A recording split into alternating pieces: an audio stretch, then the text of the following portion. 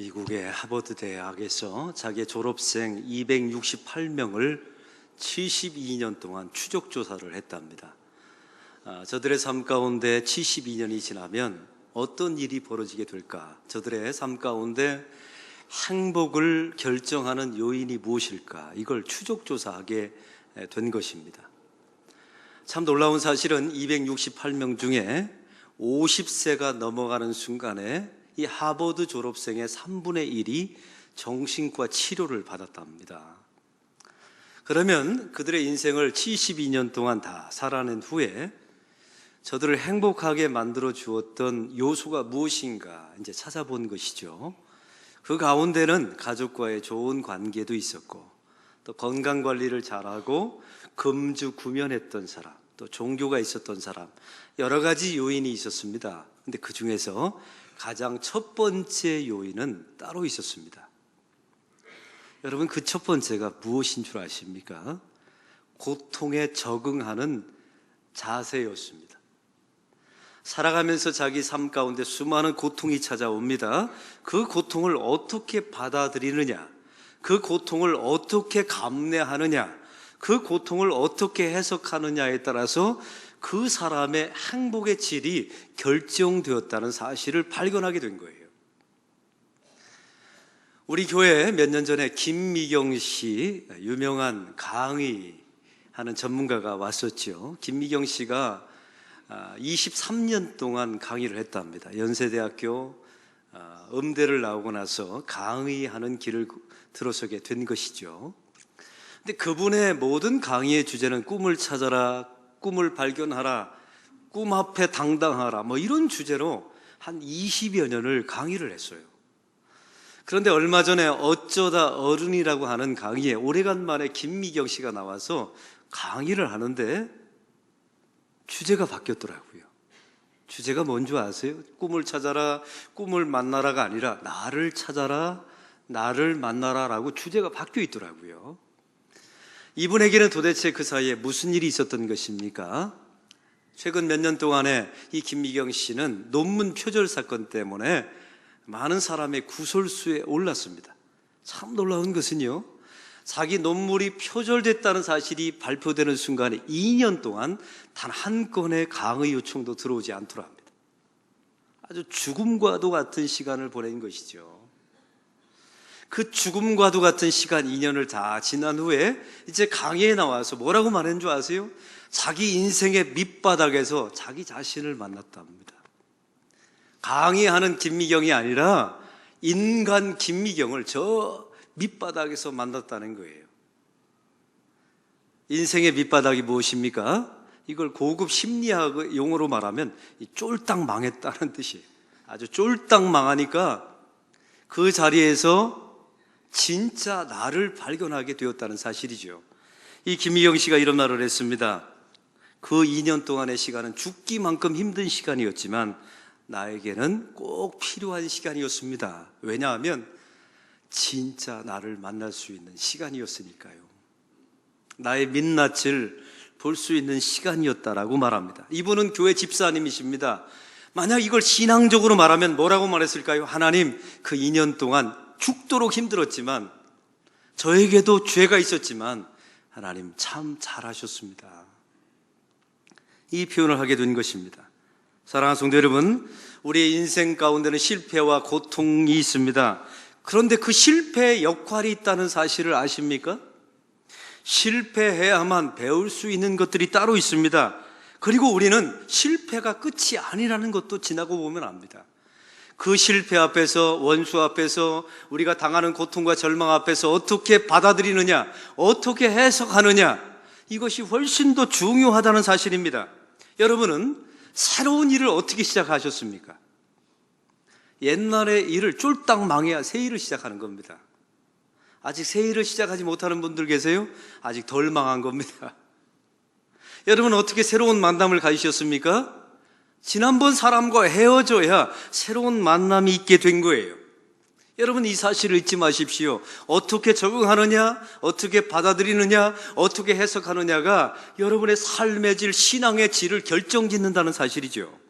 여러분, 우리나라 남자들은 고통이 찾아오면 어떻게 견디는 줄 아세요? 자기 지갑에 이렇게 지갑을 꺼내서 그 안에 아내 사진을 본다 합니다. 세상에서 이보다 더 큰 일이 어디 있으랴 하면서 이겨난다죠. 그러면 여자들은 어떻게 이겨날까요? 누가 그러더라고요. 여자도 지갑을 꺼내서 자기 남편의 사진을 꺼내놓고 이렇게 말한답니다. 내가 결혼해서 이 인간도 사람 만들었는데 내가 못할 일이 어디 있으랴 하면서 이겨낸답니다. 사람은 다 고통과 어려움이 찾아오면 이겨내는 법이 있어요. 여러분에게 묻습니다. 여러분에게 찾아오는 수많은 실패와 원수와 절망의 상황이 있거들랑 여러분 그걸 어떻게 받아들이십니까? 여러분은 그걸 어떻게 해석하십니까? 사건이 중요한 게 아닙니다. 팩트가 중요한 게 아니에요. 그걸 어떻게 해석하느냐가 훨씬 더 중요합니다. 오늘 성경에 보면 우리에게 찾아오는 원수와 또 우리에게 찾아오는 실패를 어떻게 해석해야 되는지가 말씀 가운데 나와 있습니다. 사도 바울이 비시디아 안디옥에서 설교를 하고 있습니다.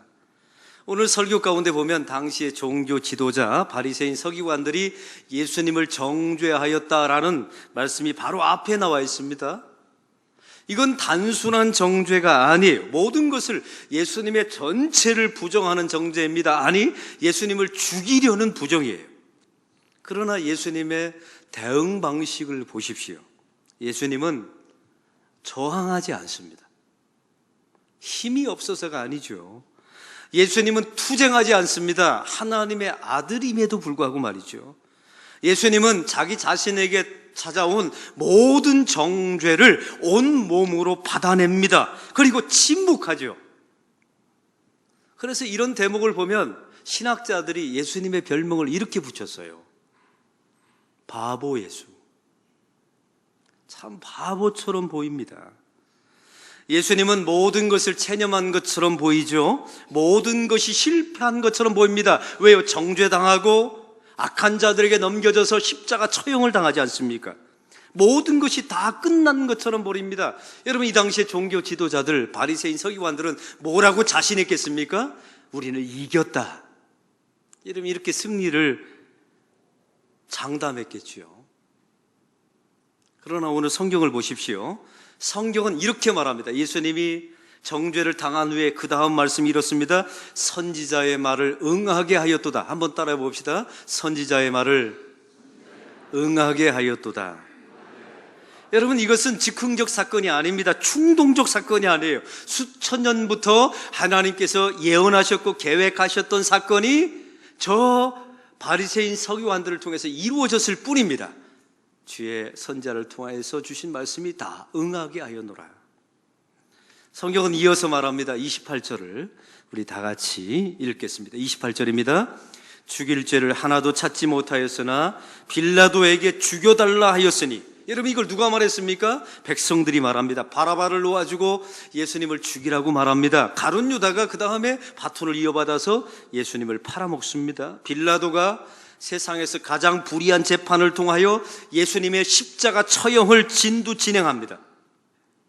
여러분, 인간적인 눈으로 보면, 세상적인 눈으로 보면 예수님의 완벽한 실패처럼 보입니다. 사랑하는 성도 여러분, 세상의 사람과 종교 지도자들과 가룟 유다, 이 빌라도의 승리처럼 보이죠? 그러나 이것은 팩트 사건에 불과했습니다. 이걸 해석하는 것은 전혀 다른 문제예요. 오늘 성경은 이걸 이렇게 해석합니다. 29절 다 같이 읽겠습니다.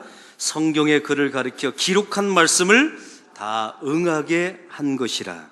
하나님이 만세전부터 계획하신 것이 저들의 정죄를 통하여, 저들의 재판을 통하여 이루어졌다는 사실입니다. 하나님의 구원의 한 과정일 뿐이라는 거예요. 이게 하나님의 해석이었습니다. 사랑하는 성도 여러분, 예수님의 길이 있고 오늘 성경의 백성들의 길, 빌라도의 길, 가룟 유다의 길이 따로 있었던 것입니다. 종교 지도자들과 이 백성들 보십시오. 예수님을 넘겨주어라, 팔아먹은 가룟 유다, 불의한 재판을 했던 빌라도를 보십시오. 이 사람들은 자기 자신에게 주어진 역할에 충실했던 사람들이에요. 예수님의 십자가 길에 누군가는 해야만 했었던 역할이었습니다. 그런데 중요한 것은 빌라도가 그 일을 행하라고 정해진 것은 아니었어요. 가룟 유다가 예수님을 팔아먹는 역할을 하도록 운명적으로 정해진 것은 아니었습니다. 그런 역할은 필요합니다. 여러분, 그래야 예수님이 십자가의 길을 가죠.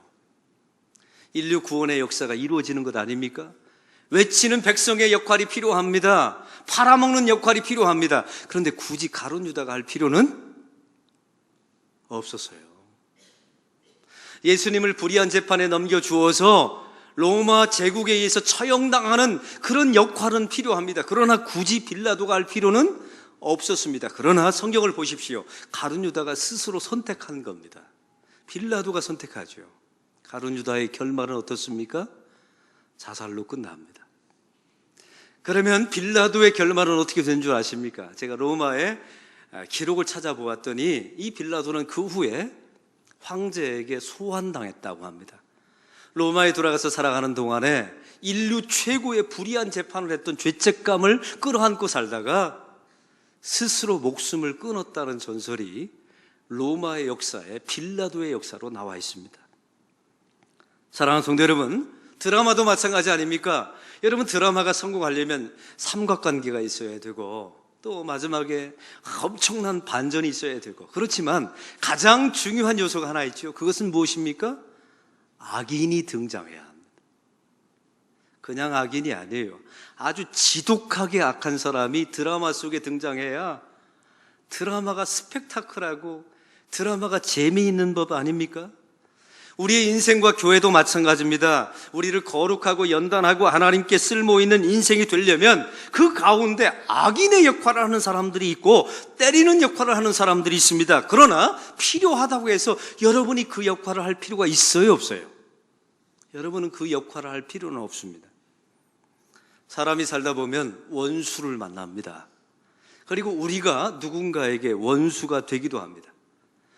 그럴 때마다 누가복음 6장 27절은 말합니다. 원수를 사랑하라, 선대하라, 또 원수를 축복하라 라고 말씀하고 있죠. 여러분, 이게 쉬운 일이 아니지 않습니까?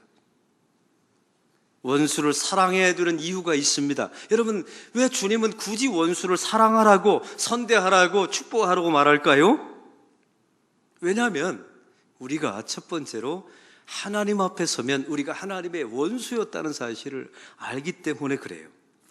우리가 원수 앞에 서면 안 됩니다. 하나님 앞에 서면 내가 하나님 앞에 원수였다는 걸 알아요. 그리고 나의 허물과 죄가 보입니다. 우리가 원수를 사랑해야 하는 두 번째 이유가 있습니다. 그래야만 내 영혼의 유익이 됩니다. 그리고 하나님과 나와의 관계가 좋아져요. 그런데 이상한 점이 있죠. 제가 지난주에 이 누가복음 설교를 새벽 예배 했는데 이상한 점을 발견했어요. 성경에 보니까 원수를 사랑하고 선대하고 축복하면 그 원수와 화해하고 원수와 회복된다는 말씀이 없어요. 왜냐하면 원수는 원수의 길을 계속 가는 겁니다. 왜냐하면 그게 원수의 역할이니까요. 성도의 역할은 따로 있습니다. 성도의 역할은 때리는 역할이 아니에요. 사랑하고 축복하고 선대하는 역할입니다. 할렐루야. 여러분은 여러분의 역할을 하십시오. 원수를 성도들이 처리하고 때리려 들지 말란 말입니다. 왜냐하면 용도가 끝나면 누가 꺾으세요? 막대기이기 때문에 하나님이 꺾으십니다. 원수는 성도가 꺾는 게 아닙니다. 하나님이 꺾으시든지 아니면 더 악한 원수를 등장시켜서 그를 꺾습니다. 저는 이걸 믿습니다. 여러분, 메시아가 태어났던 혈통이 있죠. 그게 남유다 왕족의 혈통을 통하여 예수님이 이 땅에 오십니다. 남유다는 우상숭배에 빠지게 되고 순종하지 않았던 적이 참 많았습니다. 그 남유다를 때릴 때 하나님이 누굴 들어 쓰십니까? 북이스라엘이나 이방에 있는 이방 사람들을 들어 치십니다. 근데 이상한 것은요, 그 다음이 이상해요. 그럼 북이스라엘은 항상 우상숭배를 했었어요. 하나님을 한 번도 순종한 적이 없습니다. 그러면 그 북이스라엘을 때릴 때는 남유다를 쓰신 적이 있나요? 단 한 번도 없어요.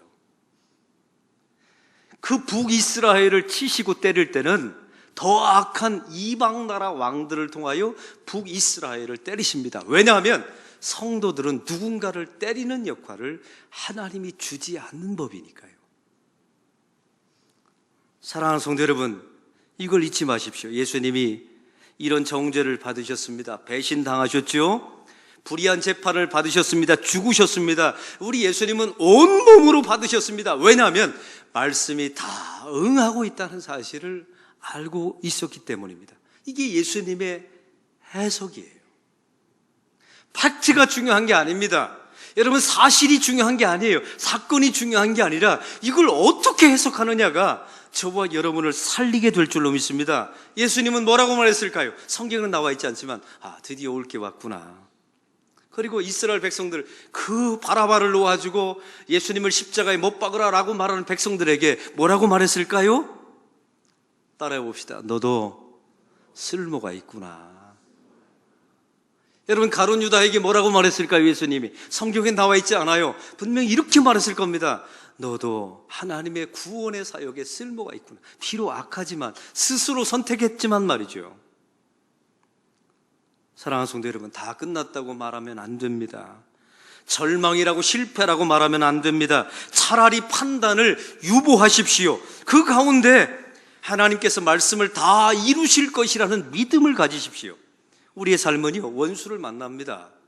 실패도 만나죠. 또 절망을 경험하기도 합니다. 나쁘다, 끝났다, 망했다 이렇게 말하지 마시고요, 그 실패 저편에 하나님의 섭리가 있다는 사실을 믿으시기 바랍니다. 그 원수의 저편에 하나님의 경륜이 있다는 사실을 잊지 마십시오. 그 절망의 저편에 하나님의 성취가 있다는 것을 여러분 잊지 마시기 바랍니다. 이재철 목사님이 설교 시간에 이런 단어를 쓰신 적을 기억납니다. 믿음의 여백이라는 단어를 쓰시더라고요. 우리는 동양 문화권 속에 살고 있죠. 그래서 우리는 서양화보다 동양화를 가까이 하고 있습니다. 이 동양화의 미가 무엇입니까? 여백의 미라고 말해요. 꽉 채우지 않습니다. 항상 여백을 남겨놓죠. 그러면 그 여백을 통하여 우리가 생각할 수 있는 여지가 있는 거예요. 신앙도 마찬가지입니다. 저는 그래서 이재철 목사님의 그 믿음의 여백이라는 단어가 너무너무 좋아요. 왜냐하면 우리가 알지 못하는 여백이 있어요. 지금 사건에 내가 받아들일 수 없는 고통의 여백이 있습니다. 나의 실패의 여백이 있어요. 그러나 판단을 유보하십시오. 언젠가 말씀이 응하시는 그 여백이 하나님의 응함으로 꽉 채워지는 역사가 이루어지게 될 줄로 믿습니다. 불행에도 역할이 있습니다. 실패에도 역할이 있습니다. 우리가 삶을 살다 보면요, 우리가 채워야 될 실패의 상자가 있다는 사실 아십니까?